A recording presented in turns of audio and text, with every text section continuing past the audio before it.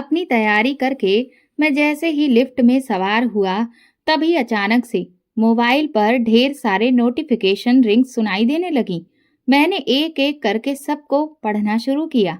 जैसे जैसे मैं पढ़ता जा रहा था, मेरी फिक्र बढ़ती जा रही थी और साथ में गुस्सा भी। बाहर मौसम खराब हो चुका था और तूफानी बारिश शुरू हो चुकी थी। इस बारिश ने तो मेरी जिंदगी को नर्क बनाकर रख दिया था।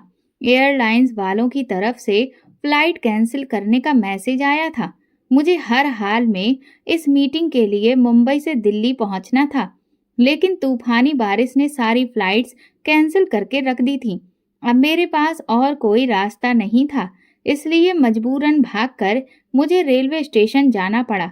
दिल्ली की टिकट मैंने अर्जेंट ही खरीदी थी, इसीलिए मुझे इकोनॉमी क्लास की टिकट मिली थी। अगर मेरी मीटिंग ना होती तो मैं कभी भी इकोनॉमी क्लास में सफर करने के लिए तैयार ना होता।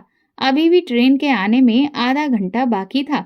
मेरा ड्राइवर मुझे स्टेशन छोड़कर जा चुका था, इसलिए मैं बोर होकर स्टेशन पर बैठा था। रात का समय था और रात के 2 बजे सिर्फ 5 मिनट के लिए यहाँ पर ट्रेन ने रुकना था और अभी 1 बज रहा था।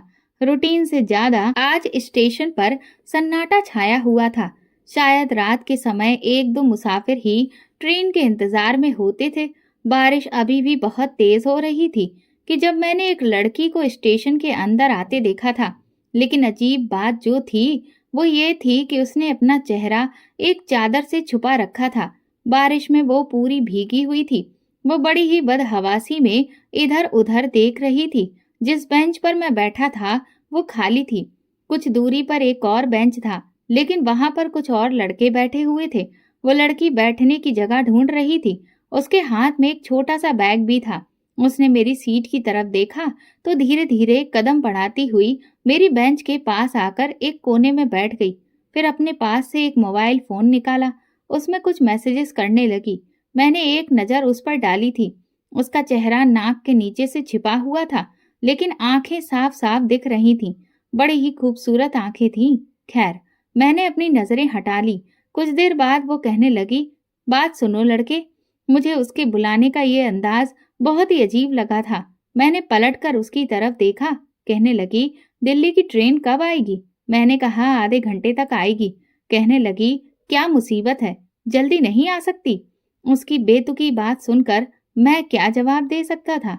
एक तो बारिश की वजह से मुझे इतना लंबा सफर करना पड़ रहा था। मैं तो इस सफर के बारे में सोच कर ही परेशान था। उसके बाद वो कहने लगी, सुनो, तुम्हारी बोगी नंबर क्या है? मैंने तो ठीक से टिकट अच्छी तरह देखी ही नहीं थी। मैंने कहा, क्यों, आपने क्या करना है? कहने लगी, तुम्हारे बाद मैंने टिकट खरीदी है ना, तो मुझे ये देखना है तुम्हारी और मेरी बोगी नंबर एक ही है क्या? मैंने थोड़ा बोर होते हुए अपनी जेब से टिकट निकाला और अपनी बोगी नंबर और सीट नंबर बता दिया। उसने अपनी सीट चेक की और हंसने लगी। कहने लगी, ये तो एक ही है, हमारी सीट भी बराबर की है। मैंने उसकी बात का कोई भी जवाब नहीं दिया था। अपना मोबाइल निकाला और अपनी माँ को फोन करके उनसे बात करने लगा। समय का पता ही नहीं चला कि ट्रेन आई तो मैं बातें करते करते वहां पर एक चाय की दुकान पर जा चुका था।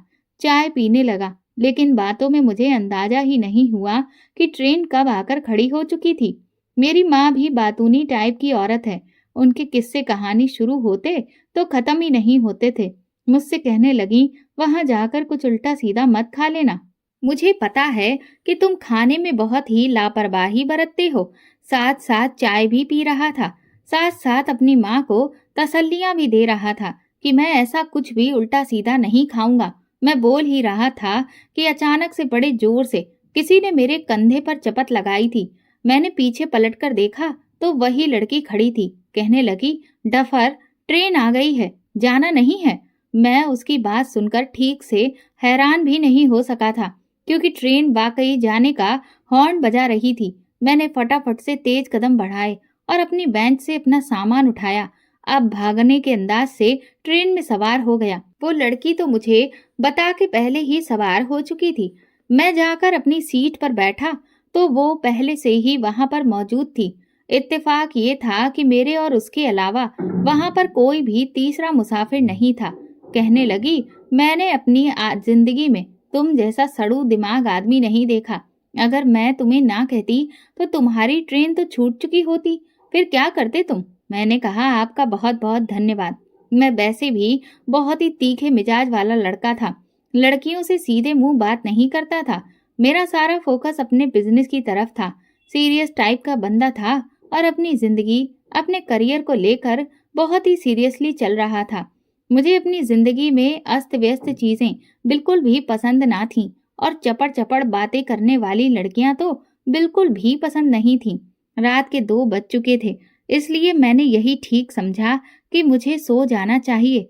लेकिन इस वक्त एक लड़का अपने उबले हुए अंडों की टोकरी उठाए ट्रेन में आवाज लगाने लगा। ये मेरा पहला ऐसा सफर था जो मैं इकोनॉमी क्लास में कर रहा था। मैंने अपनी जिंदगी में ट्रेन के सफर बहुत कम किए थे। ज्यादातर तो मैं प्लेन का सफर ही करता था। जैसे ही वो नौजवान सा लड़का वहां से गुजरा, वो लड़की उसे पुकारने लगी, कहने लगी, ओ अंडे वाले भाई, जरा रुकना। वो फौरन से रुक गया। उसने उस लड़के से अंडे लिए, फिर पर्स में पैसे देने लगी। काफी देर पर्स देखने के बाद जब उसे पैसे नहीं मिले तो मुझसे कहने लगी, बात सुनो, तुम्हारे पास 2000 के नोट का खुला है? मैंने ना में सिर हिला दिया। कहने लगी, अच्छा ऐसा करो, 50 का नोट निकाल कर दे दो। जैसे हम आगे पहुंचेंगे मैं तुम्हारे 50 रुपए तुम्हें वापस लौटा दूंगी। पता नहीं वो लड़की कैसे किसी अजनबी से इतनी फ्रेंडली हो सकती थी। मैंने अपनी जेब से पर्स निकाला और 50 का नोट उस लड़की को पकड़ा दिया। उसने अंडे वाले लड़के को पैसे दिए, उससे अंडे लेकर खाने लगी। फिर एक अंडा मेरी तरफ भी बढ़ा दिया। कहने लगी, खा लो। लेकिन मैंने ना में सिर हिला दिया था। मैंने कहा, नहीं, मुझे इसकी जरूरत नहीं है। कहने लगी, इसकी जरूरत नहीं है? सर्दी देखी है कितनी है, और सर्दियों की बारिश में इंसान को उबले अंडे जरूर खाने चाहिए, मेरी दादी बताती थी। मैंने कहा कि मुझे नींद आ रही है और मैं सोना चाहता हूँ। कहने लगी, तो मैंने तुम्हें कब रोका है? सो जाओ। लेकिन तुम्हें देखकर पता नहीं क्यों ये लगता है कि जैसे पक्के मजनू हो। सच बताओ, क्या किसी लड़की से धोखा खाकर आए हो ना? उसकी इस तरह की बातों पर अब मुझे गुस्सा आने लगा था। मैंने कहा, आप अपने काम से काम रख सकती हैं। जब से बैठी हैं बोले जा रही हैं। मैंने आपसे पूछा कि आप अकेली सफर क्यों कर रही हैं? मेरे सख्त शब्दों पर वो कुछ गड़बड़ा सी गई थी। कहने लगी, मत बताओ, मिर्ची क्यों जवा रहे हो? बंदा आराम से भी बात कर सकता है। मैंने कौन सा तुम्हारे सर पर बंदूक तान कर पूछा?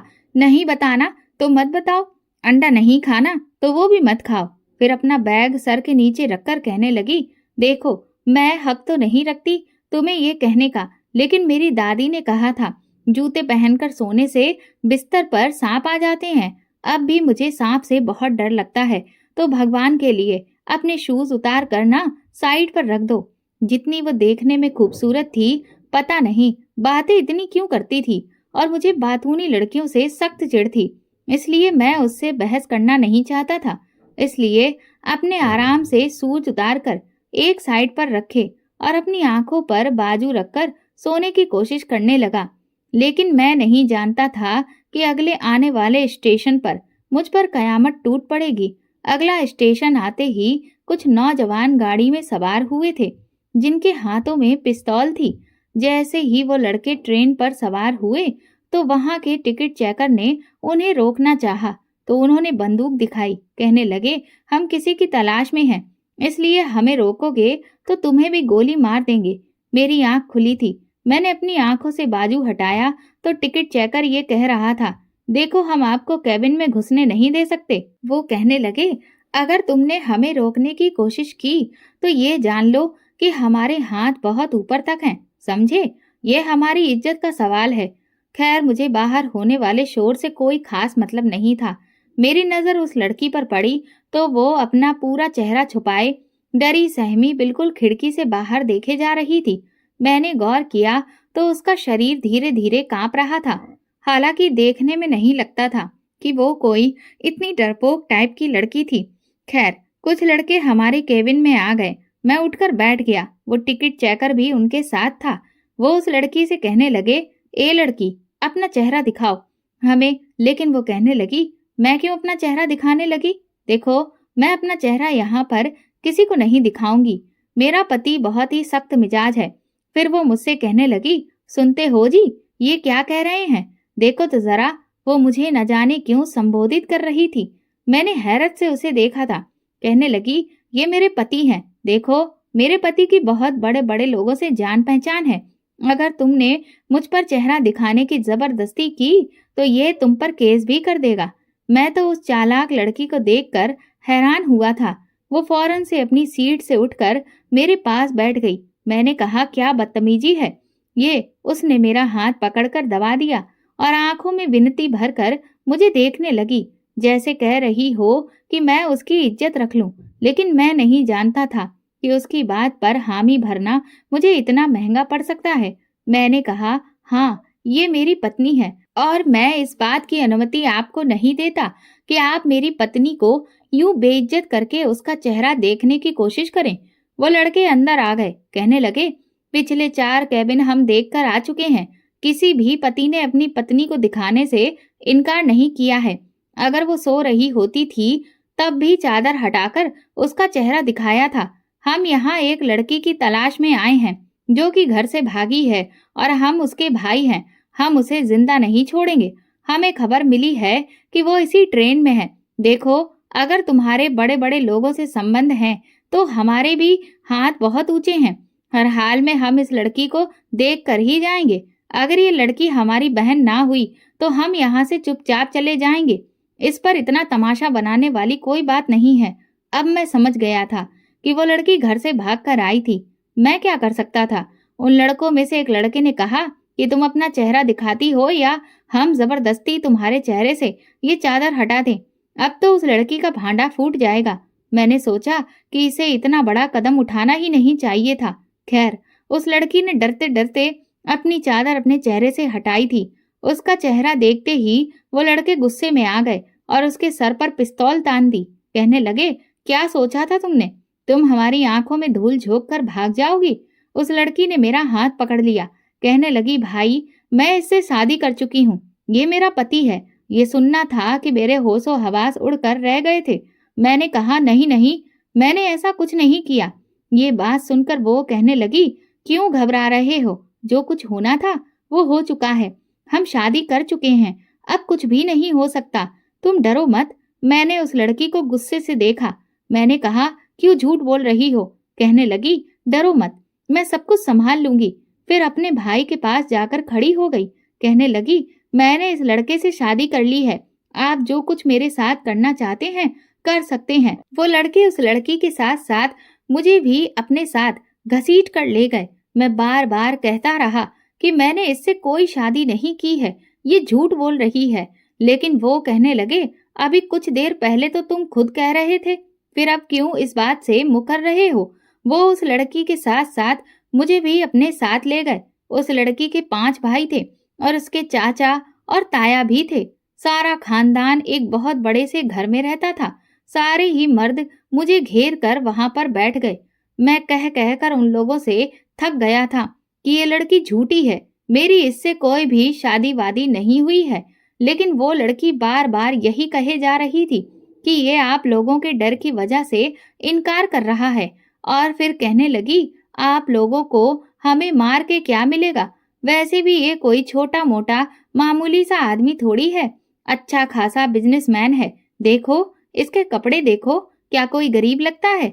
उस समय मैंने पैंट कोट पहन रखा था, टाई भी लगा रखी थी, क्योंकि मुझे तो प्लेन में सफर करके मीटिंग के लिए जाना था। तेज बारिश की मजबूरी मुझे स्टेशन पर ले आई थी और वो लड़की मेरे हुलिये का नाजायज फायदा उठा रही थी। उसके चाचा और पापा मुझसे मेरे काम के बारे में पूछने लगे। मैंने कहा कि मैंने इस लड़की को कभी नहीं देखा। फिर मैंने उन्हें अपने बिजनेस का भी बता दिया। मुंबई शहर में जाने माने बिजनेसमैन में मेरी गिनती होती थी। ये सुनकर वो कहने लगे, फिर तुम्हें यूं भागने की क्या जरूरत थी? तुम ऐसे भी रिश्ता भेजते तो हम तुम्हारा रिश्ता स्वीकार कर लेते। मैं तो उनकी बात सुनकर हैरान हुआ था। मैंने कहा, आपको समझ में क्यों नहीं आती कि आपकी बेटी झूठ बोल रही है? वो कहने लगे, देखो, जो हो गया सो हो गया, लेकिन हम नहीं चाहते कि हमारी बच्ची भाग कर जाए। तुम मंदिर में शादी कर चुके हो, ठीक है, लेकिन हम अपनी पूरी बिरादरी के सामने दोबारा से पूरे रीति रिवाज के साथ तुम्हारी शादी करवाएंगे। ताकि सबको ये पता चल सके कि जो कुछ भी हुआ है हमारी रजामंदी से हुआ है, क्योंकि चंचल और तुम्हारी शादी की खबर अभी किसी के पास नहीं पहुंची है। मेरे ना ना कहने पर भी मेरी शादी अगले दिन ही चंचल से कर दी गई थी। उन्हें अपनी बेटी की बात पर भरोसा था, लेकिन मेरी बात पर नहीं। वो लोग कुछ बदमाश टाइप के थे। मुझे घर से निकलने ही नहीं दिया, एक कमरे में बंद करके रख दिया। आपने तो ये सुना होगा कि लड़कियों के साथ जबरदस्ती की जाती है, लेकिन एक लड़का होते हुए मैं बेबस हो चुका था। उन्होंने मेरी माँ को भी बुला लिया था, जो हक्का बक्का मुझे देखे जा रही थी। कहने लगी, अनुराग, ये कौन सी मीटिंग थी तुम्हारी? अगर तुमने लड़की पसंद कर ली थी तो मुझसे बात करते। शर्म नहीं आई तुम्हें किसी की बच्ची को घर से भगाते हुए? मैंने कहा, माँ, आप भी मुझे ऐसा समझती हैं? कहने लगी, सब कुछ तुम्हारे सामने है, और क्या समझूं मैं तुम्हें? मैंने चुप रहने में ही भलाई समझी थी। उस लड़की के नाटक में उसका 2 मिनट का साथ देना मुझे बहुत महंगा पड़ गया था। शादी के बाद मुझे उस लड़की को विदा करके अपने घर भी लाना पड़ा। पूरे रास्ते मैंने उस लड़की से कोई बात नहीं की थी, क्योंकि मेरी माँ भी गाड़ी में मौजूद थी। ये सोचा था कि कमरे में ले जाकर उसकी अच्छे से खैर खबर लूंगा। ये क्या खेल खेला है उसने, मेरे साथ ये क्या तमाशा बनाया है। लेकिन जैसे ही मैं कमरे में दाखिल हुआ, वो लड़की हंस रही थी। कहने लगी, शुक्र है सब कुछ ठीक हो गया है, वरना मुझे तो लगा था मेरे घर वाले मुझे जान से ही मार डालेंगे। फिर कहने लगी, तुम तो बहुत दौलतमंद थे, इसलिए मेरे घर वालों ने कुछ नहीं कहा। मैंने कहा, तुम्हारा दिमाग तो ठीक है, ये क्या खेल खेला है तुमने मेरे साथ? वो कहने लगी, मेरी मजबूरी थी। असल में मैं किसी लड़के से मोहब्बत करती हूँ, लेकिन प्रॉब्लम ये थी कि वो अमीर नहीं है। मैं जानती थी मेरे घर वाले कभी भी मेरी शादी उससे नहीं करेंगे। फिर कहने लगी कि मैं उसकी खातिर ही घर से भाग गई थी, लेकिन वो स्टेशन पर आया ही नहीं था। इससे पहले कि स्टेशन पर पहुंचता, ट्रेन आ चुकी थी, इसलिए मुझे ट्रेन में चढ़ना पड़ा। फिर उसका मैसेज आया कि वो मुझे दिल्ली में ही मिलेगा, लेकिन इससे पहले मेरे भाई मुझ तक पहुंच गए। मेरे पास और कोई रास्ता नहीं था, इसलिए मैंने तुम्हारे साथ ही ये नाटक किया था, क्योंकि तुम्हारे हुलिये से लगता था कि तुम कोई बहुत ही अमीर आदमी हो। मेरे पास इस वक्त कोई और चारा नहीं था, इसलिए सोचा कि अगर मैं तुम्हारी पत्नी बनने का नाटक करूंगी तो मेरे घर वालों को कोई ऐतराज नहीं होगा। तुम निश्चिंत रहो, ये शादी सिर्फ कागजी शादी रहेगी। उस लड़की ने बड़े आराम से मुझे अपने मकसद के लिए इस्तेमाल किया था। मुझे उस पर जितना भी गुस्सा आता उतना कम था। मैंने कहा, क्या तुमने मुझे पागल समझ रखा है? जब तुम चाहोगी मुझे इस्तेमाल करोगी और मैं इस्तेमाल होता रहूंगा। वो कहने लगी, देखो, ये मेरी सबसे बड़ी मजबूरी थी। तुम्हें क्या फर्क पड़ता है? तुम एक मर्द हो, जब चाहे तलाक दे सकते हो, दूसरी शादी कर सकते हो, लेकिन मेरे माँ बाप मेरी शादी कभी भी उस लड़के से नहीं करते। क्या इंसान का गरीब होना उसका सबसे बड़ा ऐब है? इस वक्त वो लड़की काफी सीरियसली बातें कर रही थी, आंखों में आंसू भी झिलमिला रहे थे। मैं खामोश हो गया। मैंने सोचा कि मेरा वाकई में कुछ नहीं गया था। ये कहकर उस लड़की ने अपने बैग से सादा सा ड्रेस निकाला और वॉशरूम में चली गई। मैं भी आराम से बेड पर लेट गया। वॉशरूम से बाहर आई तो वो सादे से कपड़ों में सोफे पर जाकर लेट गई। कुछ दिन यूं ही गुजर गए थे। फिर मैंने उससे कहा कि कहाँ है तुम्हारा आशिक? तो कहने लगी कि उसके पापा बहुत ही सख्त हैं और उन्हें भी शक हो गया है कि वो मुझसे मोहब्बत करता है।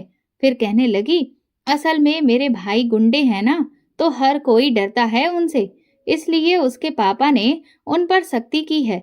अभी वो मुझसे शादी नहीं कर सकता, लेकिन तुम देखना, एक दिन उसके पापा की सख्ती खत्म होगी तो तुम मुझे तलाक दे देना और फिर वो लड़का मुझसे शादी कर लेगा। तुम्हारी भी जान छूट जाएगी और मैं भी अपने पूरब के पास चली जाऊंगी। ये बात वो बड़ी खुश होकर बता रही थी। अब मुझसे अक्सर वो पूरब की बातें करने लगी थी कि वो लड़का बहुत अच्छा है, उसके साथ यूनिवर्सिटी में पढ़ता था, लेकिन अभी उसकी जॉब नहीं लगी है, अपनी जॉब के चक्कर में भाग दौड़ कर रहा है। एक बार मैंने उससे कहा कि तुम्हारी शादी मुझसे हो चुकी है, कल को वो तुम पर शक नहीं करेगा। मेरी बात सुनकर वो हंसने लगी। कहने लगी, नहीं करेगा? मैंने उसे बता दिया है कि तुम बहुत ही अच्छे शरीफ इंसान हो और मैं ये जानती हूँ कि तुम मेरे साथ कुछ भी नहीं कर सकते। उसके बाद वो फिर से मुस्कुराने लगी। मैंने कहा, मुझे कुछ करना चाहिए भी नहीं। कहने लगी, हाँ, मुझे पता है, इतनी हिम्मत नहीं है तुम में। ये सुनकर मुझे कुछ अजीब सा लगा था। मैंने कहा, हिम्मत की बात तो मत करो, हिम्मत तो बहुत है, करने पर आऊं तो बहुत कुछ कर भी सकता हूँ। मेरी बात सुनकर उसकी चलती हुई जबान रुक गई थी। मैं उसके पास आ गया। मेरा इरादा उसे थोड़ा सा तंग करने का था, क्योंकि मेरी इस हिम्मत पर उसका रंग कुछ उड़ा था। वो कुछ डर कर मुझसे पीछे हटी थी। मैंने कहा, तुम मेरी पत्नी हो और फिर हम एक कमरे में सोते हैं, और जहाँ एक मर्द और एक औरत अकेले हो और फिर पति पत्नी भी हो, तो कभी भी कुछ भी हो सकता है। मेरी बात सुनकर कहने लगी, खबरदार, जो तुमने ऐसा वैसा कुछ भी किया। मैंने कहा, मुझे कौन रोक सकता है। ये कहकर मैंने उसके चेहरे की उड़ी हुई हवाइयां देख रहा था। अपनी हंसी भी रोकने की कोशिश कर रहा था। वो जो खुद को अब तक मुझ पर बहादुर साबित कर रही थी, मेरे कुछ शब्दों पर ही बेहद घबरा गई थी। कुछ देर तक मैं उसके चेहरे को देखता रहा। वो बेहद हसीन थी। फिर मैंने जल्दी ही अपनी नजरें हटा ली और हंसने लगा। मेरे यूं बेतहाशा हंसी पर वो मुझे हैरत से देखने लगी। मैंने कहा, मजाक कर रहा था तुमसे मैं। कभी भी एक ऐसी लड़की से कोई भी रिश्ता नहीं बना सकता जिसके दिल में कोई और हो, इसलिए बेफिक्र रहो। मेरी बात सुनकर उसकी सांस बाहर हुई थी। वो कहने लगी, आगे से ऐसा मजाक मत करना। मैं कभी भी किसी और के लिए नहीं सोच सकती। बहुत मोहब्बत करती हूँ पूरब से। मैंने कहा, हाँ, मैं समझ सकता हूँ। जिसके खातिर तुम घर छोड़ सकती हो, उसके लिए तुम कुछ भी कर सकती हो। उस लड़की ने मुझसे 1 महीने का समय मांगा था। मुझे लगा बस 1 ही महीना है, लेकिन मैं नहीं जानता था जैसे जैसे समय गुजरेगा मेरे दिल की दुनिया बदलने लगेगी। उसका व्यवहार मेरी माँ के साथ बहुत दोस्ताना था। दोनों ही बातूनी टाइप की थी। मेरी माँ उसके आ जाने पर बहुत खुश थी। मेरे साथ भी वो बड़ी बेतुकी बातें करती रहती थी। एक बार मैं कमरे में आया तो वो चिप्स खा रही थी। जमीन पर चॉकलेट के रैपर भी पड़े हुए थे। कमरे का हुलिया भी कुछ बिगड़ा हुआ था और वो टीवी पर मूवी देख रही थी। मैंने कहा, ये सब क्या है? तुम्हें तमीज है? ऐसे रहते हैं कमरे में? कुत्ता भी अपनी जगह पर बैठे तो उस जगह को साफ करके बैठता है। मेरी बात सुनकर वो हंसने लगी। कहने लगी, मैं जानवर नहीं हूँ, और वैसे भी मुझे ऐसे लोग बिल्कुल पसंद नहीं हैं जो कि किसी मशीन की तरह से जिंदगी गुजारें, घड़ी की सुइयों के अनुसार सांस लें। कभी कभी जीवन में अस्त व्यस्त होना भी अच्छा लगता है। तुम्हें तो जिंदगी गुजारने का ढंग ही नहीं है। मैंने कहा, जमीन पर खाने पीने की चीजें फेंकना, कमरे का हुलिया बिगाड़ना, क्या ये ढंग है जिंदगी जीने का? वो कहने लगी, कभी तुमने अपनी जिंदगी पर गौर किया है? तुम्हारी जिंदगी में कोई जान ही नहीं है। बस सीधा साधा ऑफिस जाते हो, ऑफिस से घर आते हो, हर चीज तुम्हें परफेक्ट मिल जाती है और तुम इसी में खुश हो। कभी एक दिन मेरे साथ मेरे तरीके से जिंदगी गुजार कर देखो, तुम्हें पता चलेगा जिंदगी क्या होती है। मैं उसकी बातें सुनकर हैरान हो रहा था। अगले दिन संडे था। मैंने कहा, ठीक है, कल का दिन मैं तुम्हारे साथ गुजार कर देख लेता हूँ। मुझे भी तो पता चले कि तुम्हारे नजदीक जिंदगी क्या है। मेरी बात सुनकर वो बेहद खुश हुई थी। कहने लगी, कल का दिन तुम्हें अपनी जिंदगी का यादगार दिन लगेगा। मैंने कहा, देखते हैं। ये कहकर मैंने बेड से तकिया उठाया और उसके हाथ में दबाया। मैंने कहा, जाओ, जाकर अपनी जगह पर सो जाओ। वो सोफे पर जाकर लेट गई। अगले दिन सुबह सुबह उसने मुझे उठा दिया। मुझे अपने साथ समंदर के किनारे ले गई। समंदर तो मैं पहले भी बहुत बार गया था, लेकिन चंचल के साथ पहली बार गया था। उसकी मर्जी से ही मैंने एक हाफ ट्राउजर और टी शर्ट पहनी हुई थी, वरना बाहर निकलते हुए भी मैं अच्छे से तैयार होकर निकलता था। आम कपड़ों में कभी नहीं जाता था। समंदर पर इस वक्त बहुत कम भीड़ थी। समंदर देखकर तो उसके चेहरे की खुशी देखने लायक थी। मुझसे कहने लगी, आओ ना, पानी में चलते हैं। मैंने कहा, नहीं, मुझे ये सब पसंद नहीं, मैं दूर से ही समंदर देखना पसंद करता हूँ। तो वो मेरे पास आई और बड़े प्यार से मेरा हाथ पकड़कर कहने लगी, आज मेरी मर्जी से जिंदगी गुजार कर देखो, तुम्हें बहुत अच्छा लगेगा। ये कहकर वो मुझे पानी में ले गई। पानी जब मेरी पिंडलियों से कुछ ऊपर पहुंचा तो मैंने उसका हाथ पकड़कर रोक दिया। मैंने कहा, चंचल, बस यहीं तक ठीक है। इससे आगे जाना मैं नहीं चाहता था, क्योंकि मुझे गहरे पानी से कुछ डर महसूस होता था। अब मैं एक मर्द था, तो इस बात का इजहार तो कर नहीं सकता था।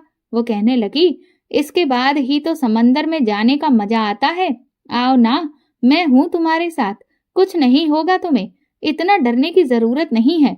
उसकी बात सुनकर मुझे हैरत हुई थी। मेरी हालत को वो कैसे समझ गई थी? मैंने कहा, मैं डरता नहीं। कहने लगी, मैं जानती हूँ, तुम्हारे चेहरे पर साफ लिखा है कि तुम्हें पानी से डर महसूस होता है। वो मुझे गहरे पानी में ले गई। मुझे गुस्सा उस समय बहुत आया जब उसने पानी के छींटे मुझ पर उड़ाए थे। बिल्कुल बचकाना हरकतें थी उसकी। मैंने कहा, ये क्या बदतमीजी कर रही हो? वो कहने लगी, लाइफ एंजॉय करो। वो बार बार मुझ पर पानी फेंक रही थी। पहले तो मैंने उसे मना किया, वो नहीं मानी, तो मैंने भी उस पर पानी फेंकना शुरू कर दिया। जिंदगी का नया रंग देखा था मैंने उसके साथ, खूब एंजॉय किया। पानी से बाहर आने के बाद वो मुझे गोलगप्पे के ठेले पर ले गई। 12-12 गोलगप्पे की 2 प्लेट बनवाकर मैंने कहा, मैं ये नहीं खाऊंगा। मैंने कभी भी ठेले की चीज नहीं खाई थी, हमेशा एक अच्छे रेस्टोरेंट से खाता हूँ मैं। तुमने खाना है तो तुम शौक से खा सकती हो। कहने लगी, यही तो प्रॉब्लम है तुम्हारी, तुमने अपने आप को बस बंद करके रखा हुआ है कि बस ब्रांडेड पानी पीना है और अच्छे महंगे रेस्टोरेंट से खाना खाना है। ऐसा नहीं होता, तो मेरे साथ मुकाबला करो। जो हम दोनों में से पहले गोलगप्पे खत्म करेगा, हारने वाला उसकी एक बात जरूर मानेगा। पता नहीं क्यों, लेकिन मैं उसकी बात पर तैयार हो गया। मुझे उम्मीद नहीं थी कि मैं उससे जीत गया था। वो मुझसे पूछने लगी, बताओ, मैं तुम्हारी क्या बात मानूं? मैंने कहा, अभी नहीं, समय आने पर बताऊंगा। रात तक मैंने पूरा समय चंचल के साथ ही गुजारा था। एक आम से होटल में खाना खाया था, जो बहुत ही मजे का था। पानी स्टील के गिलास से पिया। ये जो बड़े बड़े रेस्टोरेंट होते हैं ना, ये भी खाना ऐसे ही बनाते हैं, बस अच्छी प्लेट में हमारे सामने पेश कर देते हैं, तो हमें लगता है कि सफाई का ख्याल रखा गया है। लेकिन अगर तुम उनके किचन में जाकर देखो, तो इस ढाबे वाले से भी ज्यादा गंदे होते हैं। उसने मुझे जिंदगी एक अलग नजर से दिखाई थी। वो बहुत अच्छी थी। पहली बार मुझे लगा, वाकई मैंने जिंदगी को जिया है, गुजारा नहीं। उसके बाद मेरी दोस्ती चंचल से बनने लगी थी। वो मुझे अच्छी लगने लगी थी। एक बार मुझसे कहने लगी, तुम्हें पता है, पूरब ने मुझे आम जिंदगी जीने का ढंग सिखाया है, वरना मैं भी बहुत डरती थी अपने भाइयों से। हमारे घर का माहौल बहुत सख्त था। फिर पूरब की तारीफ में करने लगी, उसके बारे में बातें करने लगी। लेकिन पहली बार मुझे उसके मुंह से पूरब का नाम बुरा लग रहा था। मुझे उसकी बातें भी बुरी लग रही थी। मैंने कहा, चंचल, तुम मुझसे पूरब की बातें मत किया करो। मेरे यूं कहने पर वो हैरान थी। कहने लगी, क्यों ना करूं? क्या हुआ, हम दोस्त हैं ना। तुम भी अपनी किसी गर्लफ्रेंड का किस्सा मुझे सुना सकते हो। मैंने कहा, मेरी जिंदगी में कोई लड़की नहीं है। मैंने कभी किसी लड़की को गौर से देखा ही नहीं। बस तुम पूरब का जिक्र मेरे सामने मत किया करो, मुझे अच्छा नहीं लगता। वो कहने लगी, क्यों क्यों अच्छा नहीं लगता? उसके इस सवाल पर मैं उसकी आंखों में देखने लगा। उसे कह नहीं सकता था कि मुझे पूरब से जलन सी महसूस होने लगी है। मैंने कहा, छोड़ो इस बात को। तुम ये बताओ कि अगर तुम्हारी जिंदगी में पूरब ना आता और मेरा रिश्ता तुम्हारे लिए आता, तो तुम क्या करती? मैं जानना चाहता था वो मेरे बारे में क्या सोचती है, मैं उसे कैसा लगता हूँ। पता नहीं क्यों ये तमन्ना मेरे दिल में जगी थी। लेकिन मेरी बात पर वो मुझे गौर से देखने लगी। उस वक्त तो वो मेरे साथ बैठी भुट्टा खा रही थी। कुछ देर के लिए वो मुझे बड़े ही प्यार से देखने लगी। कहने लगी, अच्छे खासे हो तुम। अगर मेरी जिंदगी में पूरब ना आता तो तुम मुझे पसंद आ जाते। Not a bad choice. उसके जवाब ने तो मेरे दिल को एकदम सुकून दिया था। मैं नहीं जानता था मैं क्यों खुश हुआ था, लेकिन मैं बहुत खुश था। मेरे लिए ये दिन एक यादगार दिन बन चुका था। मेरा दिल किसी और लय पर धड़कने लगा था। चंचल बहुत अच्छी लगने लगी थी मुझे। एक बार मैं अपने स्टडी रूम में रात को काम में बिजी था, जब मुझे कमरे से चंचल के चिल्लाने की आवाज आई। मैं फौरन से स्टडी रूम से बाहर आया और अपने कमरे में तेजी से कदम बढ़ाकर पहुंचा था। जैसे ही मैंने दरवाजा खोला और अंदर चंचल बहुत ज्यादा घबराई हुई थी। वो एकदम भागकर मेरे सीने से लग गई। कहने लगी, अनुराग, कमरे में छिपकली है और मुझे छिपकली से बहुत डर लगता है। सामने देखो छत पर है, जिसे देखकर ही शायद वो चिल्लाई थी।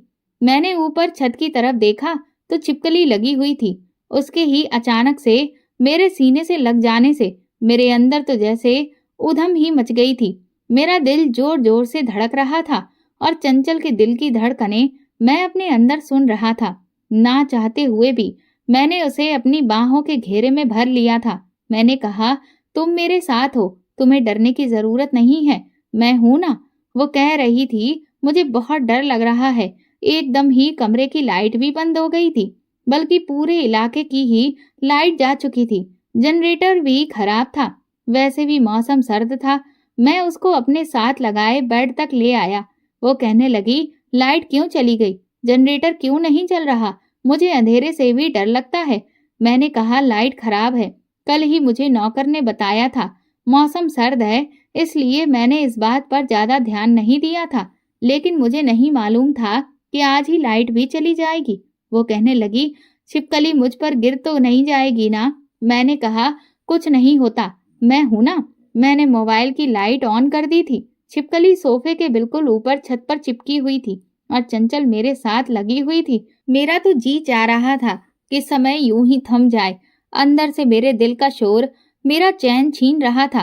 कह रहा था, तुम्हारी पत्नी है, तुमने इसकी मांग में सिंदूर भरा है, 7 फेरे लिए हैं, तुम इस पर पूरा हक रखते हो। अपनी मोहब्बत दोगे तो भूल जाएगी पूरब को। लेकिन ये सोचते हुए भी मैं उसके साथ कोई शरारत ना कर सका। मैंने चंचल को खुद से पीछे किया। उसे कहा कि तुम सो जाओ, मैं खिड़की खोल देता हूँ, ये छिपकली बाहर चली जाएगी। लेकिन उसने मेरा हाथ पकड़ लिया। कहने लगी, आज सोफे पर नहीं लेटूंगी, मैं यहीं बेड पर आपके साथ लेट जाती हूँ, क्योंकि मुझे बहुत डर लग रहा है। मैं भी शायद ऐसे ही किसी मौके की तलाश में था। उसका हाथ थाम कर उसके पास ही लेट गया। कमरे में हल्की सी रोशनी थी और उसमें उसकी सफेद दूधिया रंगत चमक रही थी। जी चाह रहा था कि आज सारी हदों को पार कर दूं, उसे इतनी मोहब्बत दूं कि उसे सरोबोर कर दूं। लेकिन कर नहीं सकता था, क्योंकि उसके दिल में मैं नहीं था। जब वो गहरी नींद सो गई तो मैंने अपना हाथ उसके हाथ से छुड़ाया और सोफे पर जाकर लेट गया। कुछ दिन से मेरी नजरें चंचल पर बेखुदी से उठने लगी थीं। मैं नहीं जानता था, मेरी इन नजरों को नौकरों ने भी भांप लिया था। एक बार मैं ऑफिस के लिए तैयार हो रहा था, जब चंचल गुस्से से कमरे में दाखिल हुई और मेरे बराबर आकर खड़ी हो गई। कहने लगी, तुम्हें शर्म नहीं आती? तुम बुरी बुरी नजरों से मुझे देखते हो। अब तो नौकर ने भी ये बात नोट की है। कितनी बुरी बात है। मैं तुम पर कितना भरोसा करती हूँ। मैंने कहा, कैसी नजरों से देख रहा हूँ तुम्हें, बताओ, मुझे क्या कहा है? नौकरों ने कहने लगी, यही कि तुम मुझे टेढ़ी आंख से देखते हो। तुम्हें घर के नौकरों का भी लिहाज नहीं है और मुझे खुलेआम मोहब्बत से निहारते रहते हो। मैंने सुनीता को तो ये कहकर समझा दिया कि वो मेरा पति है, तो वो मुझे कैसी भी नजरों से देख सकता है। लेकिन उसे ये थोड़ी पता है कि हमारा रिश्ता सिर्फ कागजी रिश्ता है। लेकिन तुम तो जानते हो, तुम्हें अपनी मर्यादा में रहना चाहिए। उसकी बात पर मैं उसके और भी करीब आ गया। मैंने कहा, गौर से देखो मुझे, मैं तुम्हें नजर लगाता हूँ। कैसी टेढ़ी आंख से देख सकता हूँ तुम्हें? तुम्हें कोई कुछ भी कहेगा और तुम उसकी बात मान लोगी। मैं तुम्हें सिर्फ 2 तरह से देखता हूँ, एक बहुत इज्जत से और दूसरा मोहब्बत से। अब बताओ, इसमें बुरी नजर कौन सी है? मेरी बात सुनकर पहली बार वो नर्वस हुई थी। फौरन से कमरे से बाहर निकल गई। मैं भी मुस्कुराने लगा था, लेकिन कुछ ही दिन बाद उसने एक धमाका मेरे सर पर किया था। मैं कमरे में आया तो बहुत ही खूबसूरत सी साड़ी पहनकर वो तैयार थी। मेरा दिल तो उसे देखकर बेईमान होने लगा था। वो कहने लगी, बताओ कैसी लग रही हूँ? मैंने कहा, बहुत अच्छी लग रही हो। कहने लगी, पता है, पूरब का फोन आया था, कह रहा था उसे नौकरी मिल गई है। आज उसने मुझे खाने पर बुलाया है। कह रहा था अपने माँ बाप को भी जल्दी राजी कर लेगा। बस मैं अब कुछ दिन की मेहमान हूँ तुम्हारे पास, फिर हमेशा के लिए चली जाऊंगी। ये सुनना था कि मेरे दिल पर एक झटका सा लगा था। मैंने अपनी नजरें फौरन से हटा ली। मेरा दिल बड़ी बेचैनी से धड़क रहा था। मैं नहीं चाहता था कि वो कहीं जाए। कहने लगी, ऐसा करो, तुम मुझे रेस्टोरेंट तक छोड़ दो या फिर ड्राइवर से कह दो कि वो मुझे छोड़ दे। शाम के 8 बज रहे थे, तो मैं इसीलिए घर आ गया था कि आज उसके साथ कहीं लॉन्ग ड्राइव पर जाऊंगा। लेकिन उसकी बातें सुनकर मैं बुझ गया था। मैं नहीं चाहता था कि वो अपने हसीन रूप के साथ पूरब के सामने जाए। पता नहीं क्यों मुझ पर बेचैनी सी छाई थी। अब मैं खुद पर ज्यादा कंट्रोल नहीं कर सकता था। मेरे अंदर के जज्बात कंट्रोल से बाहर हो चुके थे। मैंने उसके दोनों बाजू से पकड़कर गुस्से से कहा कि कहीं नहीं जाओगी चंचल, तुम मेरी पत्नी हो। तुम्हें इतने हसीन रूप में देखने का हक सिर्फ मेरा है। मैं नहीं चाहता कोई और तुम्हें देखे। तुम्हारा हुस्न सिर्फ मेरे लिए है। मैं तुम्हें कहीं जाने नहीं दूंगा। वो कहने लगी, तुम्हारा दिमाग तो ठीक है। मैं तुमसे तलाक लेना चाहती हूँ। तुम जानते हो ये सब कुछ एक नाटक था। मैंने कहा मैं तुम्हें कभी भी तलाक नहीं दूंगा, समझी? भूल जाओ पूरब को, अपने दिल से उसे निकाल दो। मैं कुछ भी बोले जा रहा था। वो हैरत से आंखें फाड़े मुझे देख रही थी। उसने मुझे खुद से आजाद किया। कहने लगी, पागल हो गए हो क्या? मैं तुम्हें पहले भी कह चुकी थी कि मैंने तुमसे मजबूरी में शादी की थी। मैंने कहा तो मैं क्या करूं? मेरा दिल नहीं मानता। मैं तुम्हें तलाक नहीं दे सकता, कभी भी नहीं दे सकता। ये कहकर मैं कमरे से बाहर आ गया। स्टडी रूम में आकर बैठ गया और सिगरेट पीने लगा। कुछ देर बाद ही वो मेरे कमरे में आई थी। काफी गुस्से में थी। रो रो कर आंखें भी लाल कर चुकी थी। कहने लगी, मैं मर जाऊंगी पूरब के बगैर। मैंने उससे मोहब्बत की है, तुमसे नहीं। अनुराग, मुझे तलाक चाहिए। मैंने बड़ी मुश्किल से ये बात बर्दाश्त की थी। अपनी आंखों में आने वाले आंसुओं को मैं रोक नहीं पा रहा था। मेरी आंखों से आंसू छलक ही पड़े। मैंने कहा, ठीक है, तुम्हें तलाक चाहिए? 2 दिन के अंदर अपने पूरब से कहो कि अपने माँ बाप को राजी कर ले। मैं अब और आजमाइश नहीं दे सकता। मेरी मोहब्बत मेरी प्रॉब्लम है, मैं सह लूंगा। लेकिन मैं तुम्हें बार बार अपनी नजरों के सामने रखकर अपने घर पर नहीं रख सकता। मैंने कहा, जाओ यहाँ से, मेरे सामने मत आना। कहने लगी, मेरा मकसद तुम्हारा दिल तोड़ना नहीं था।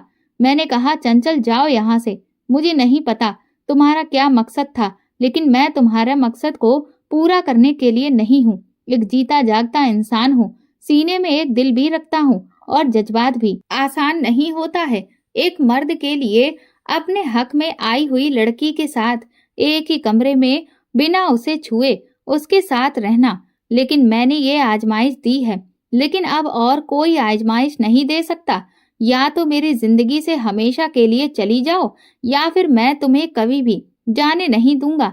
2 दिन का समय है तुम्हारे पास। मेरी बात सुनकर वो कमरे से बाहर चली गई थी। मैंने पूरी रात स्टडी रूम में सिगरेट पी पी कर गुजारी थी। अगली सुबह मुझे बुखार हो गया था, लेकिन मैं चंचल के कमरे में नहीं गया था। गेस्ट रूम में जाकर लेट गया था। बुखार बहुत तेज था, इसलिए मैं कुछ बेहोशी की हालत में था।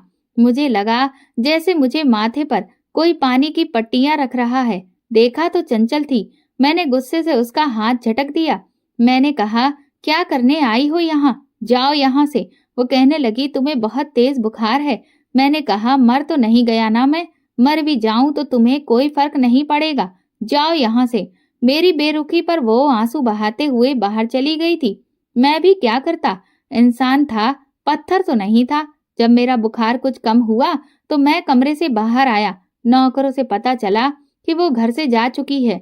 2 दिन मैंने बड़ी मुश्किल से काटे थे। समझ गया था कि अब वो वापस नहीं आएगी। मैंने अपने वकील से डाइवोर्स के पेपर तैयार करने के लिए कह दिया था। मेरी माँ अलग परेशान थी। मुझसे कहने लगी, कब तक चंचल मायके बैठी रहेगी? मुझे तो अपना घर खाली खाली सा लग रहा है।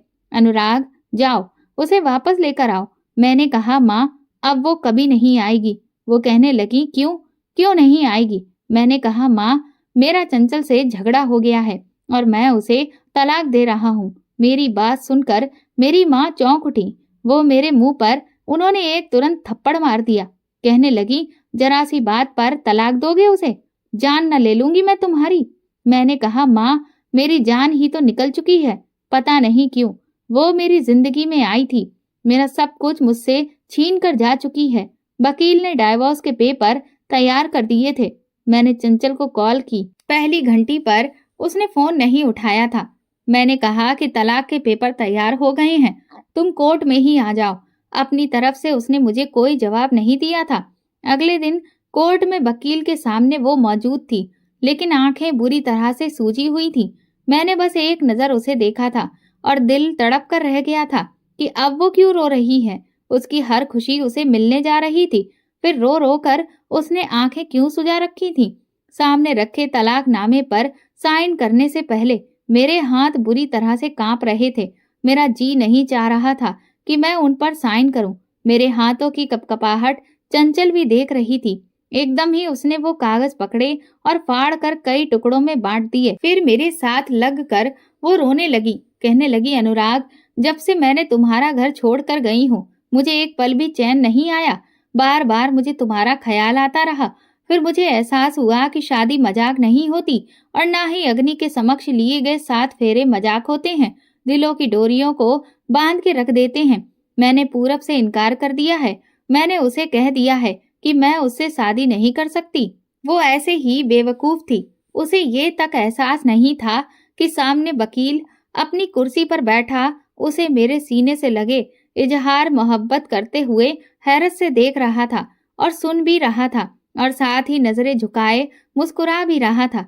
मैंने उसके कान के करीब जाकर कहा, चंचल, हम अकेले यहाँ नहीं हैं, घर जाकर बात करेंगे। मेरी बात सुनकर वो एकदम से मुझसे पीछे हटी थी। वापसी का सफर मेरे लिए खुशियों से भरा सफर था, क्योंकि मेरी पत्नी मेरे साथ थी। वो समझ गई थी कि शादी शादी होती है, कोई खेल नहीं होता। दोस्तों, अगर आपको हमारी कहानी पसंद आई है तो कमेंट करके जरूर बताएं और वीडियो को लाइक करके ज्यादा से ज्यादा शेयर करें। चैनल पर नए हैं तो सब्सक्राइब करें और हाँ, नोटिफिकेशन बेल को जरूर दबाएं ताकि अगली अपडेट सबसे पहले आपको मिले। धन्यवाद।